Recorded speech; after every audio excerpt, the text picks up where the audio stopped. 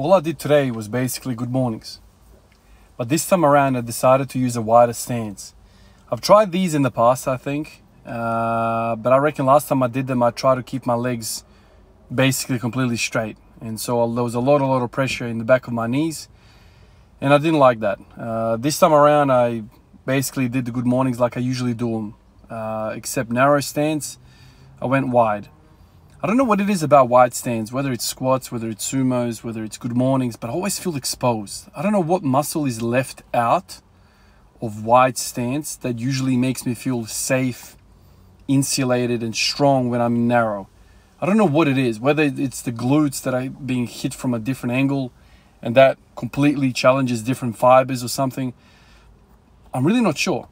But every time I go sumo, I feel like I'm on an island. Every time I do wide stance squats, I feel like I'm gonna like fall in between my feet and like break in half. That's literally the feeling I get. I feel really exposed. It's probably, now that I think about it, it's probably got to do with some sort of adductor weakness. You know, if you take into consideration what my training history has been for the last 3 years, 4 years, predominantly narrow stance squatting, narrow stance deadlifting, and so it makes sense that what I've left off the table has been the adductors, because adductors really get you know, turned on, if you will, really engaged when you're going into depth, so below parallel squatting, and wide stance.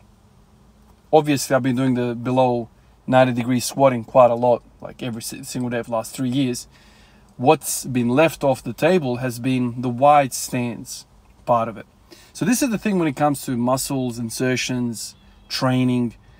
It's all about specificity, man. Like if you think about, okay, this needs to carry over to this, but how similar is it in its look, in its function, in its execution? If it's drastically different, it's probably not going to carry over. And that word carryover is this magical term which summarizes, is this going to be useful for me? You know, if you're interested in strength training, carryover means a lot to you. You don't want to be doing an exercise which is going to have zero carryover and you're doing it for the sake of doing it. Like you want it to be helping whatever you want to do, right? With good mornings, especially narrow stance for me, it's basically a really bad position, a failing squat position, which you're training. So you're training to be strong in the worst possible scenario of a squat, which is knees are freaking straightened out and you're stuck in this bent over position where your back is really exposed. So if you train that position, it's almost like saying I'm more insulated if this thing comes. However, it's more deeper than that. But it's specific enough. You still got the bar on your back, you're still hip flexing and then extending. There's a lot of kind of similarities in the accessory muscles, in the core engagement, all of that stuff.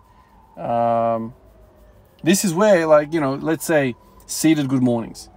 What do you think is going to carry over better, seated or standing wide stance good mornings? If we're talking about the same hip abduction angles, if we're talking about the exact same thing, what's going to carry over better?